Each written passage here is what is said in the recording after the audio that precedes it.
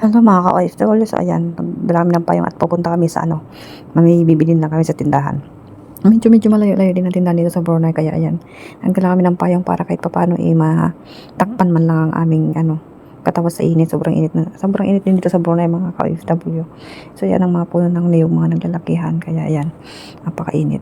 So ayan, dito kami mag-shortcut na kami ng daan dito. At may dadaanan kami dito mga damuhan. Ayan, ito ang sitwasyon dito sa Brunei. First time ko dito maglakad at kasi ilang days pa lang naman ako dito sa Brunei. So, naglakad kami dyan sa mga puno ng kahoy, may mga damo-damo habang nagkukwentuhan kami ng kasama ko. Bibili lang kami sa market. May nakita pa akong tanda dadaanan ko. So, ayan. Ang ganda na ng view, parang nasa bundok ka lang din. Ayan.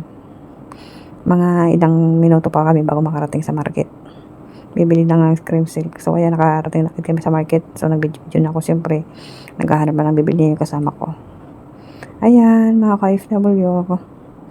Ayan yung market dito, medyo malaki din. At yan, nakabili na ako ng cream silk. Ayan, nakauwi na kami. At ilalagay ko na sa yung nasa halagang 400 ko, yan ang nabili ko. 400 pesos, pinalit ko sa kasama ko kasi wala pa akong dollar. So, ayan ang dito. Marami kang pwedeng mabili. So, ayan lang.